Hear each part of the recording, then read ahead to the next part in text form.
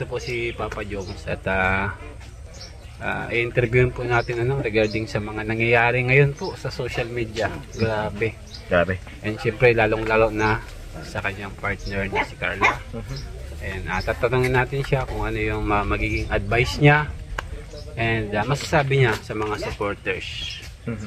And Papa Joms, ano pong masasabi mo ngayon sa sitwasyon po ngayon ni Ate Carla? Sa sitwasyon niya ngayon. Kasi siya, sa mga hindi po nakalam, syempre po ngayon po medyo yun nga po, meron pong mga issue sa Carla, sa bashing po, napabash po ngayon.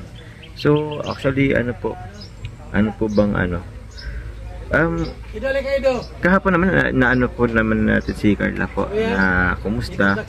Yun nga po, hindi pa po siya totally okay, pero yun po ang umaga po yun. Pero nung hapon naman po, ang gabi po is nakita naman po natin yung note ni Carla. Medyo okay naman na po siya. So ngayon po pupuntahan po natin si Carla kung kumustahin.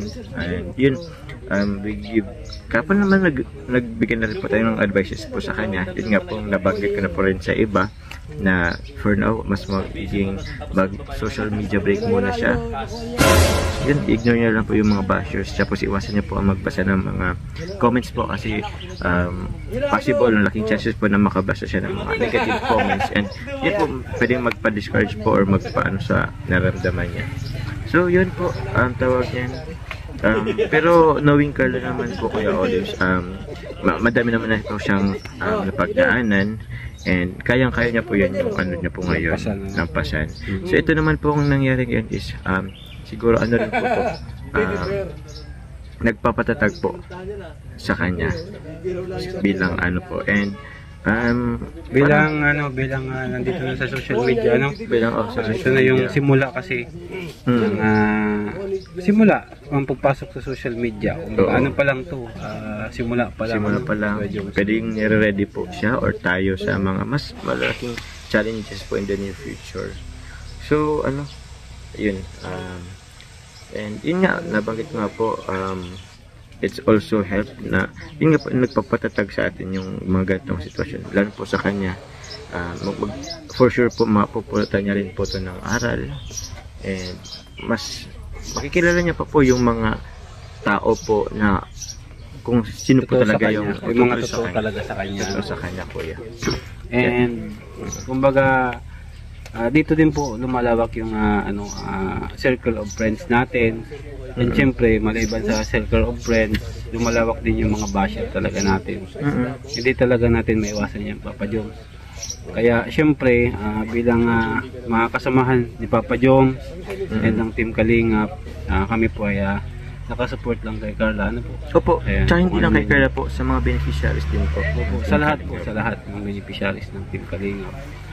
Ayan, alam naman po natin yan na dadating talaga yung panahon, Papa Joms, na magkakaroon ng mga ganyang issue, mga bashing.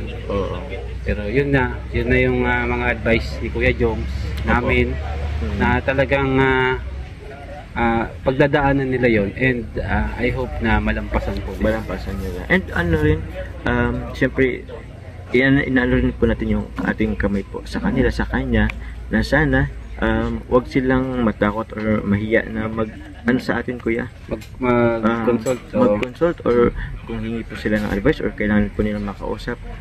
We are willing naman po na kumbaga andyan po naman yung oras natin, yung tap lang tayo, andyan na naman po tayo kung kailan po nilang makausap, chat lang po tayo, or kung kailan nilang makasama, pwede po silang naman po, kasi tutulungan po natin din sila po.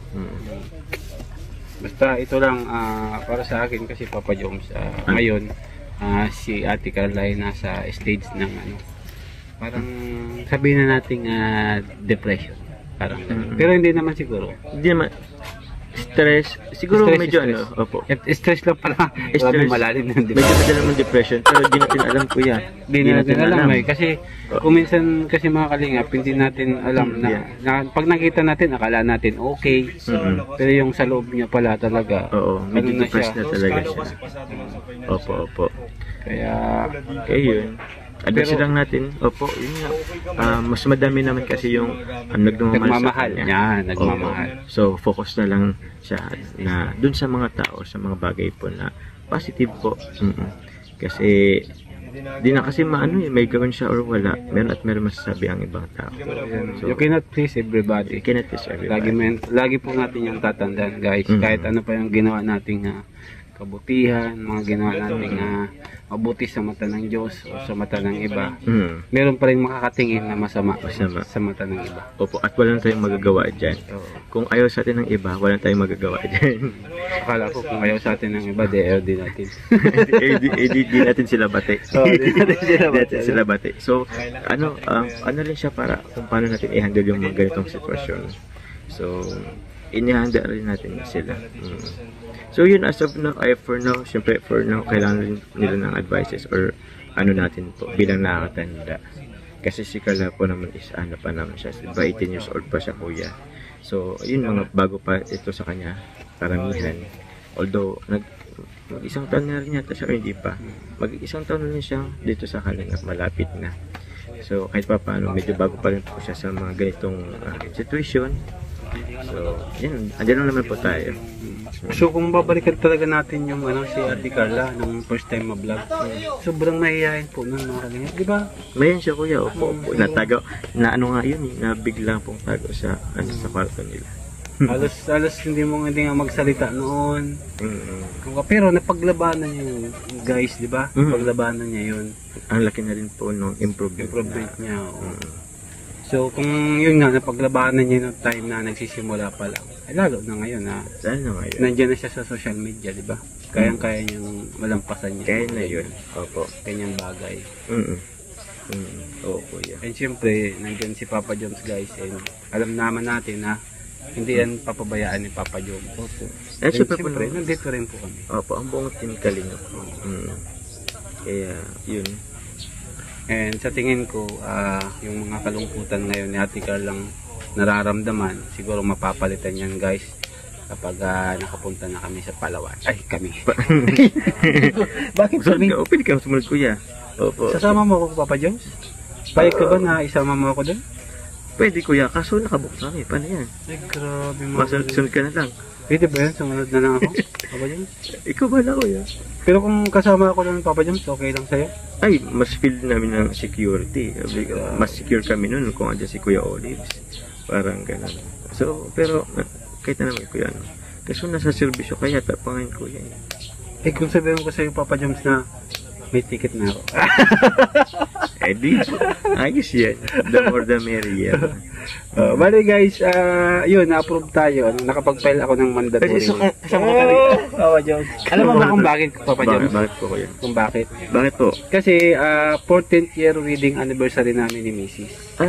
Okay. So, nakapag-file tayo ng mandatory leave and nag-granted naman. And yun na po yung plano namin ni Mrs. na makasama kila Papa Jones and Side C. Sa Palawan. Sa Palawan.